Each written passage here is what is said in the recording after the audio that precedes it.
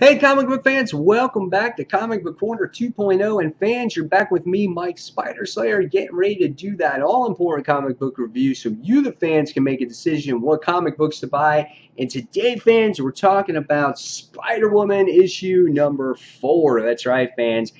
This is the conclusion to the first story arc of Spider-Woman because this is the whole aftermath after Spider-Verse.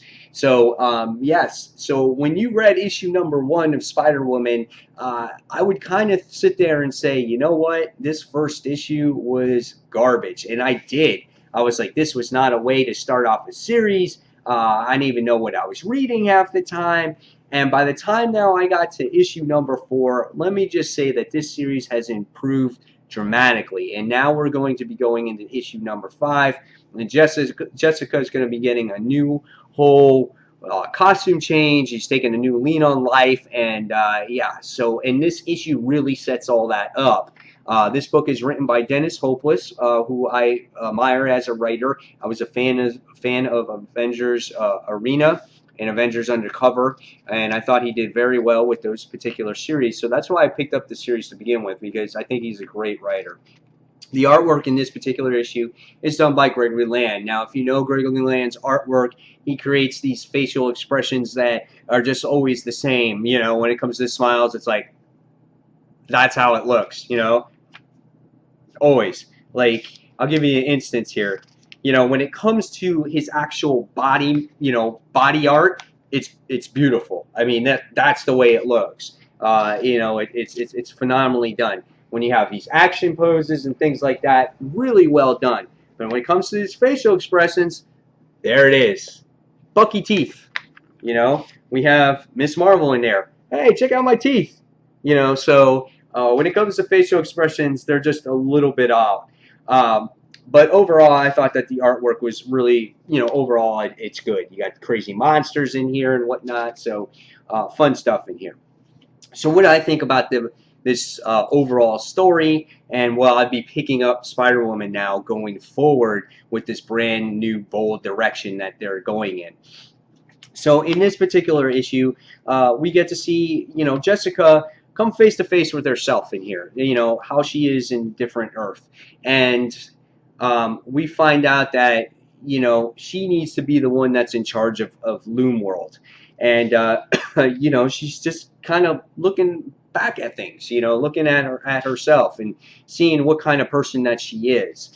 So when she returns back to her particular Earth in here, she teams up with Miss Marvel and or Captain Marvel, I'm sorry, Carol, and she's talking with her and she's saying, you know, I need you to come with me. I need your support with me and whatnot. And these two have been friends for a long time. And it was very cool because they go to Avengers Tower, and it's cool. You get to see the Vision, and you get to see and Hank in here debating over which is a planet or something else, this blue thing. And the next thing you see is that Jessica winds up coming to Steve Rogers, and she winds up starting to discuss with him. And just of course, when she has to lay it all on the line, all hell breaks loose, and you got this evil creature coming out and starting causing mayhem and chaos throughout the entire Avengers Tower. And it's kind of like Jessica doing this one last mission for Steve Rogers, you know, trying to destroy this alien monster. And let's just say that by the time we get to the end of this battle, yeah, that's what happens. Yep, she freaking totally fries the monster. And it was funny because Hank was like, yeah, I believe that it wasn't a small moon. I think you were right. It was an egg. So they were still having this debate over this crazy-ass creature. But by the time you get to the end of this particular issue, Jessica is, you know, face-to-face with Steve. She tells him like it is. You know, she's like, I'm done. She's like, I've had enough of being an Avenger. She's like, I need to be on my own. I want to live in my own apartment. I want to be my own person. You know, forever I've been doing this. She's like, I want to still help people, but on my own terms. And it was really, really cool. So by the time you get to the very end of the issue, Steve Rogers respects of what Jessica has to say. And he goes, well, once you're an Avenger, you're always an Avenger. So if we do need your help, can we count you in? And she was like, yes. So in this, you know, in the future with Jessica, she is going to be an Avenger when at desperate times desperate measures type of thing. So, you know, and it's funny because Carol has good character moments in here, and she asks Jessica, she's like, well, where will you live? And she's like, I don't know. Where does one go to find this regular people in need of help? And you know, Jessica's like, well, I couldn't tell you. And what, if anything, can you tell me about this bold new direction of yours? She goes, I'm considering a new costume. And then she's like, yes, yes. And it was so funny. And she's like, she goes, yeah, I think it's time for a change. And, you know, she used this thing. She goes, you know, don't rag on my costume, because she goes, it wasn't too long ago where you flew around with your cheeks flying out. So I thought it was so funny. It was just a great ending and a good setup going forward to the new Jessica.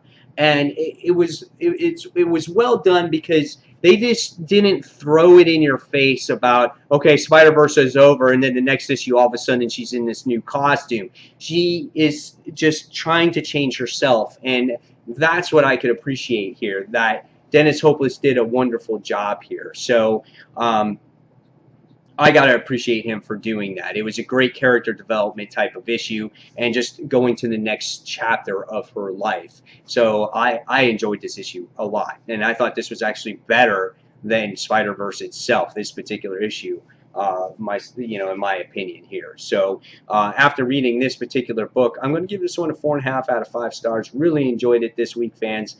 And leave me your comments below what you thought of Spider-Woman issue number 4, and will you be reading this series going forward now that Spider-Verse is over.